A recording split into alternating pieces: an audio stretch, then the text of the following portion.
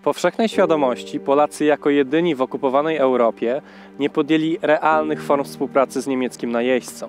Jest w tym sformułowaniu wiele prawdy, bowiem polskie społeczeństwo pałało niezwykłą niechęcią względem Niemców, a i sami okupanci nie byli za bardzo zainteresowani tym, aby w Polsce tworzyć jakikolwiek marionetkowy rząd. Inaczej rzecz się miała na Podhalu, gdzie podjęto pewne realne formy współpracy z podbitą ludnością. Górali uznano bowiem za odrębny szczep germański, czyli Goralenvolk, na którego czele postawiono Wacława Krzeptowskiego, niechlubny symbol polskiej kolaboracji z niemieckim okupantem.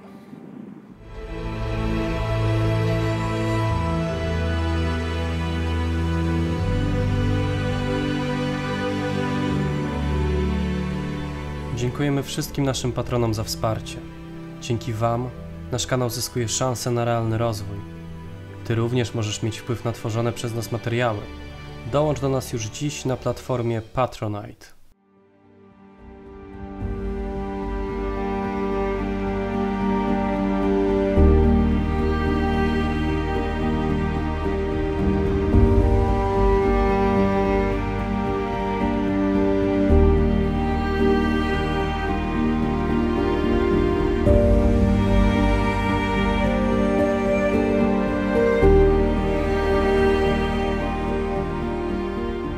Wacław Krzeptowski urodził się 24 czerwca 1897 roku w Kościelisku. Pochodził z bardzo znanego rodu góralskiego, który wydał na świat wielu zasłużonych dla Podhala ludzi. W czasie I wojny światowej, jak wielu Polaków z tego zaboru, Krzeptowski walczył w armii austriackiej. Jego głównym rozkazem było wyłapywanie ukrywających się w górach dezerterów. Po odzyskaniu przez Polskę niepodległości działał w Zakopiańskim Związku Górali. Bywał prezesem struktur Stronnictwa Ludowego oraz przyjaźnił się z samym Wincentem Witosem. W kościeliskim kościele witał chlebem oraz solą prezydenta Mościckiego. W 1938 roku podarował polskiej armii ciężki karabin maszynowy. Wpisywał się w elitę Zakopanego. Dbał o górali oraz góralszczyznę. W okresie istnienia odrodzonej Rzeczypospolitej cieszył się powszechnym szacunkiem oraz uznaniem. Jednakże to nie te fakty z jego życia spowodowały, że imię Wacława Krzeptowskiego okryło się sławą. Tyle tylko, że sławą ponurą i niechlubną. Głowy do własnych interesów Krzeptowski nie miał. Jego dług wynosił 70 000 złotych. Doprowadziło to do konieczności licytacji jego majątku, co planowano 3 września 1939 roku. Wojna sprowadziła tę sprawę na plan dalszy. Ostatecznie Niemcy wstrzymali licytację. Dzięki okupantowi Wacław mógł odetchnąć. Prawdopodobnie to właśnie ta skądinąd prozaiczna kwestia spowodowała, że niegłupi w końcu człowiek rozpoczął swoją kolaborację z Niemcami. Niestety ciężko stwierdzić, kiedy dokładnie się ona rozpoczęła. Niektórzy uważają, że nastąpiła już przed wybuchem II wojny światowej, jednak dużo bardziej prawdopodobne jest, że nastąpiła wraz z zajęciem Podhala przez Niemców, a dokładnie po słynnej pielgrzymce górali na Jasną Górę. Niemcy zajęli Podhale w pierwszych dniach września i od razu podjęli się realizacji przygotowywanego jeszcze przed wojną planu zorganizowania góralskiej kolaboracji. Działania rozpoczęto bardzo sprytnie, starając się najpierw zjednać sobie górali. Witali Zwieder, agent Abwehry oraz jeden z ideologów Goralenvolku, osoba bardzo tajemnicza, której wygląd do dzisiaj pozostaje nieznany, w październiku wraz z Niemcami zorganizował pielgrzymkę na Jasną Górę. W pielgrzymce wziął udział oczywiście Wacław Krzeptowski oraz Józef Cukier, kolejny z przywódców Goralenvolku. Sama impreza była czystym zabiegiem propagandowym. Niemcy postanowili ukazać góralom, że jasnogórskie sanktuarium nie ucierpiało i dalej można w nim odbywać praktyki religijne, co dla przywiązanych do wiary Podhalan było rzeczą bardzo istotną. Chwyt okazał się skuteczny. Górale, którym bieda regularnie zaglądała w oczy, byli zwyczajnie i po ludzku wdzięczni Niemcom za to, że ci zorganizowali im darmową możliwość pomodlenia się w najważniejszym polskim sanktuarium, które przy okazji nie ucierpiało podczas działań wojennych. Pewną sympatią zapałali nie tylko prości ludzie, ale przede wszystkim bohater naszego odcinka, Wacław Krzeptowski, który z całą pewnością uznał, że warto trzymać z okupantem. Należy jednak odnotować, że już tutaj pojawiły się mocne tarcia z najbliższymi. Rodzina nie pochwalała sympatii Wacława, na co ten podczas jednego z rodzinnych spotkań miał powiedzieć: nie sztuka umrzeć, sztuka żyć. Pielgrzymka była jednak początkiem wzajemnych relacji. Ich rozwinięcie nastąpiło już na najwyższym szczeblu państwowym. Oto 7 listopada, czyli w dniu oficjalnego przejęcia rządu przez Hansa Franka, na Wawel wyruszyła delegacja narodu góralskiego, czyli Goralenvolku. Krakauer Zeitung głosił: W związku z podjęciem swego urzędu generalny gubernator pozdrawia na zamku w Krakowie również delegację górali, grupy narodowościowej zamieszkującej okolicy Zakopanego, która podobnie jak inne mniejszości państwa polskiego była uciskana przez władców z Warszawy. Informację uzupełniało zdjęcie, na którym Krzeptowski ściskał dłoń Hansa Franka. Hołd został złożony. Nie minął tydzień, a 12 listopada Hans Frank odwiedził Zakopane. Przywitał go oczywiście Wacław Krzeptowski na ulicy Kościuszki pod wystrojoną świerkową bramą. Przywitał go słowami „Meine lieben Kameraden”. Przez 20 lat jęczyliśmy pod rządami polskimi, a teraz wracamy pod skrzydła wielkiego narodu niemieckiego. Był to kolejny pretekst do ukazania życzliwej współpracy Niemców z góralami. Z tej okazji w Gońcu Krakowskim ukazał się artykuł pod tytułem „Gubernator generalny dr Frank w Zakopanem”, w którym możemy przeczytać: Gubernator generalny odwiedził Zakopane. Na powitanie przybyła m.in. delegacja górali. Jeden z nich zapewnił gubernatora, że górale są zadowoleni z obecnego stanu i opisał cierpienia, jakie musieli znosić dawniej. Gubernator podziękował im za oświadczenie lojalności i zapewnił, że rząd Rzeszy Niemieckiej zawsze dbał o dobro swoich mniejszości. Mówił on, że skończyły się prześladowania górali. Delegacja wręczyła gubernatorowi odznakę honorową górali. Została ona wykonana ręcznie i przedstawia wielką wartość artystyczną. Jak wyglądała owa odznaka i co się z nią stało, nie sposób dzisiaj odpowiedzieć. Dodajmy jednak, że Hans Frank od tego momentu był bardzo częstym gościem w Zakopanem. Zatrzymywał się przede wszystkim na Kalatówkach, gdzie pobierał zresztą kurs narciarski od miejscowego instruktora. Co o zachowaniu Krzeptowskiego i jego współpracowników myśleli inni podhalani? Większość górali była oburzona zachowaniem swoich rzekomych przedstawicieli. Ludziom było zwyczajnie wstyd. Jak wspomina Włodzimierz Wnuk, doszło do tego, że strój góralski, do którego cała Polska była tak przywiązana, stał się przedmiotem szyderstw.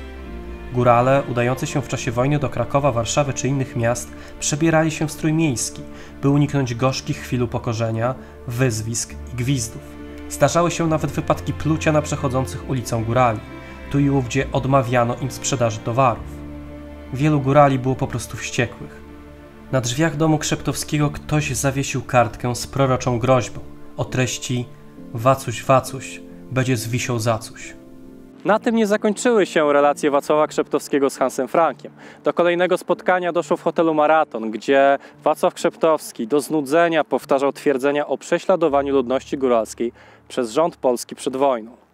Spotkania i wiernopoddańcze wypowiedzi to jedno, ale działalność Goralen Folku trzeba było ująć w ramy administracyjno-organizacyjne. Była to kwestia o tyle istotna, że 1 września działalność przedwojennego Związku Górali została zawieszona. W związku z tym na początku 1940 roku zostało zwołane zebranie organizacyjne, na które przybyło około 40 osób. Utworzono wtedy Goralen Ferien, w którego skład weszli Wacław Krzeptowski jako prezes, Józef Cukier jako jego zastępca oraz Andrzej i Stefan Krzeptowscy. Włodarze Goralen Folku nieźle się urządzili pod nową okupacyjną władzą. Wacław Krzeptowski posiadał jedyny w Zakopanem sklep tytoniowy, z kolei Andrzej Krzeptowski posiadał duży sklep z artykułami przemysłowymi.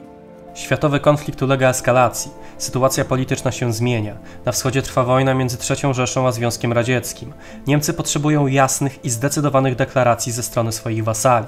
W Zakopanem powstaje więc Goralisches Komitie, Komitet Góralski, którego regulamin zatwierdzono już 11 listopada 1941 roku, choć jego oficjalne powstanie datuje się dopiero na 4 lutego 1942 roku. Jednym z pierwszych działań podjętych przez tę instytucję było wydawanie słynnych kenkart góralskich z literą G. Z przyjmowaniem kenkart było różnie i różne przyświecały motywy góralom, którzy je pobierali. Jedni robili to z przymusu, inni z pragmatyzmu, a jeszcze inni, aby załatwić sobie alibi. W czasie akcji wprowadzenia kenkart Wacław Krzeptowski wyróżniał się sporym zaangażowaniem. Od jej efektów zależał bowiem jego prestiż i uznanie w oczach niemieckiej administracji. Zmuszał, szantażował, organizował wiece, na których przedstawiał zalety przyjęcia dokumentu z literą G. Na wiecu zwołanym w Rabce miał zagrozić: kto nie weźmie karty, to 20 kilo pod pachę i wios Podhala. Kolejnym ważnym zadaniem Goralen Folku była organizacja Legionu Waffen-SS, w skład którego mieli wejść młodzi mieszkańcy Podhala. Rekrutację rozpoczęto w czerwcu 1942 roku i zakończyła się ona całkowitą klęską. Zgłosiło się zaledwie 300 ochotników, których Niemcy postanowili upić. Młodzi górale bynajmniej za kołnierz nie wylewali, więc tych pijanych i w większości nieświadomych ludzi władowano do wagonów i wysłano na szkolenie w obozie w Trawnikach, gdzie zakwalifikowano jedynie 200 z nich. Gdy alkohol wyparował, a Podhalanie zauważyli, że chce się z nich zrobić nazistów, zaczęli masowo dezerterować. Na domiar złego wywiązała się kłótnia między nimi a Ukraińcami, po której doszło do bójki. Na szkolenie dotarło tylko kilkunastu, z których kilku przyjęto w szeregi Waffen-SS, zaś resztę wysłano na roboty przymusowe do Niemiec. Całkowita liczba Goralenfolkowców, członków Waffen-SS, nie jest znana. Podawane są liczby od 6 do 15 ludzi. Cała akcja była jednym wielkim upokorzeniem dla góralskiego księcia Wacława Krzeptowskiego.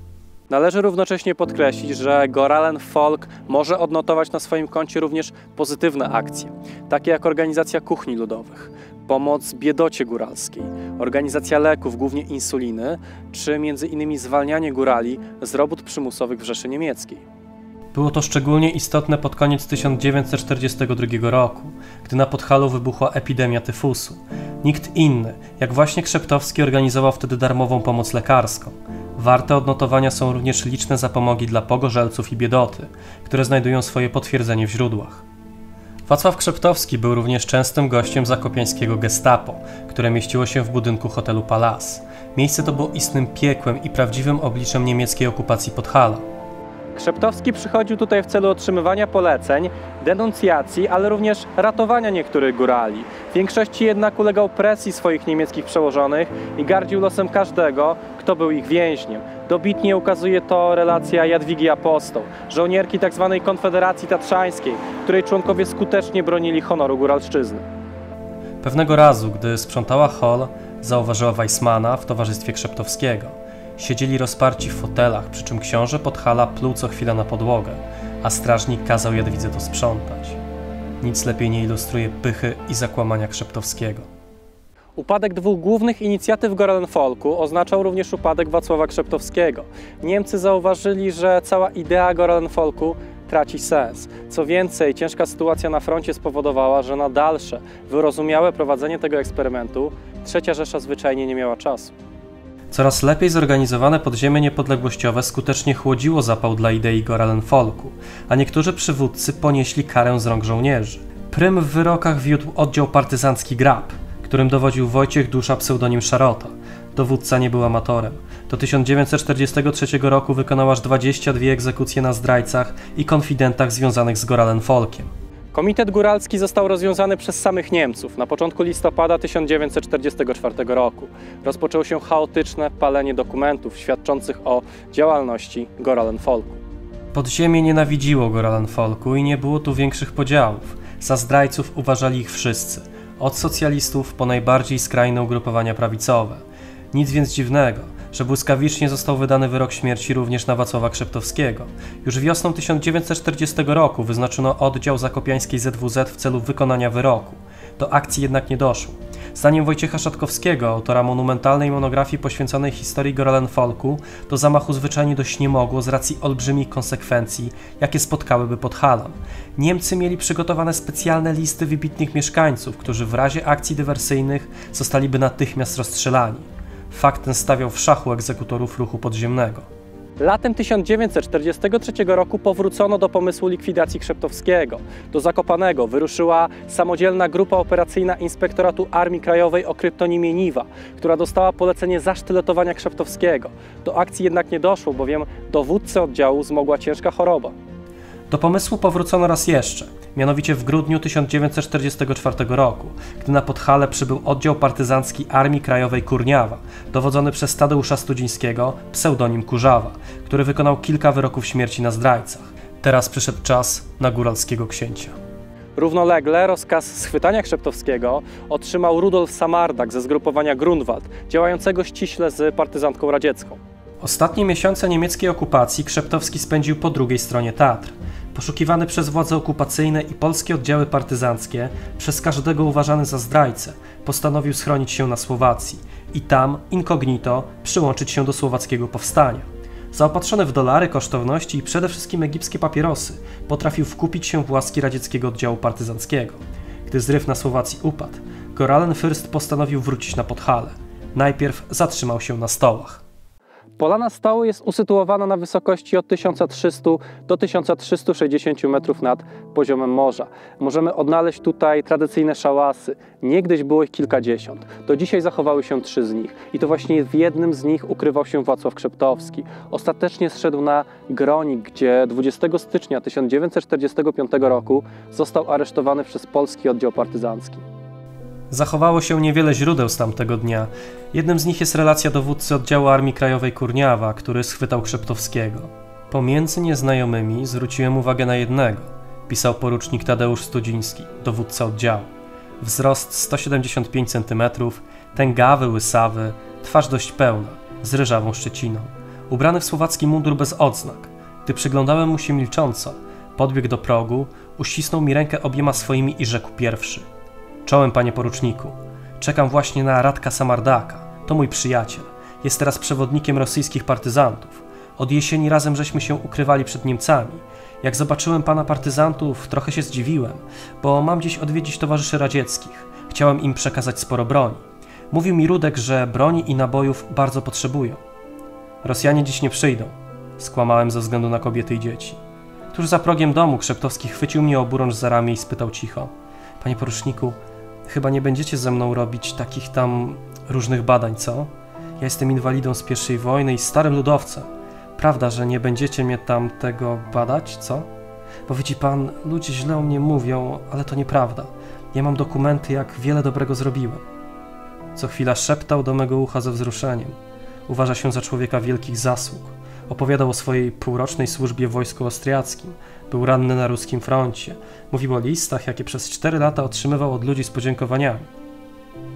Słuchając go, zastanawiałem się, czy powiesić go w Zakopanem, czy gdzieś bliżej, w łatwo dostępnym miejscu. Jest pan aresztowany przez Armię Krajową, powiedziałem. Wiem za co, ale to nie moja wina. Wkrótce stanęliśmy. Kiedy partyzant zakładał mu powróz, Krzeptowski prosił: Kulę mi dajcie, panie poruczniku. Kulę. Kula to śmierć honorowa. Zdrajcy na nią nie zasługują. Przed wykonaniem wyroku Krzeptowskiego zmuszono do sporządzenia testamentu, w którym cały swój dobytek zapisał na rzecz oddziału partyzanckiego Armii Krajowej. Po wykonaniu wyroku śmierci do jego kurtki przyczepiono kartkę z napisem informującym, że tak skończy każdy, kto zdradził Polskę. Krzeptowski wisiał całą noc i kolejny dzień, dopóki nie odcięła go rodzina. Został pochowany w nieznanym miejscu na cmentarzu parafialnym w Kościelisku. Na nowym cmentarzu w Zakopanem istnieje wprawdzie grób rodziny Krzeptowskich, na którym widnieje nazwisko Wacława Krzeptowskiego, jednak inskrypcja ta ma charakter jedynie symboliczny. Jednoznaczna ocena działalności Wacława Krzeptowskiego nie należy do rzeczy najłatwiejszych. Oczywiście w pierwszej chwili na usta ciśnie się słowo zdrajca, ale czy Wacław Krzeptowski zdradził Podhale, o którego poprawę sytuacji przecież zabiegał? Raczej nie. Czy można zrozumieć jego postępowanie, jego uniżoność względem okupantów i Hansa Franka? Tutaj odpowiedź również jest odmowna. Głosy świadków również są podzielone, choć większość zdecydowanie potępia Krzeptowskiego. Pewnym jest, że nie zrobił aż tak wiele złego, ile był w stanie. Miał jednak zdecydowanie problem z moralną oceną swoich postępowań oraz odróżnianiem dobra od zła. Został zabity bez procesu. Czy słusznie? Każdy, niezależnie od swoich przewin, zasługuje na możliwość obrony. Z drugiej strony wojna, a szczególnie ta, rządzi się własnymi prawami. Być może podczas procesu dowiedzielibyśmy się czegoś więcej, a może wszyscy zostalibyśmy oszukani, bowiem Wacław Krzeptowski doskonale manipulował ludźmi. Jego ostateczną ocenę pozostawmy komuś, kto znał go bardzo dobrze. Józefowi Krzeptowskiemu, który w przeciwieństwie do swojego krewnego był bohaterem, tak zwanym księciem kurierów tatrzańskich, który aż 58 razy przeprawił się przez Tatry jako kurier. Powiedział on prosto, po góralsku. Wacuś to był nawet niezły chłop, tylko sakramencko głupi.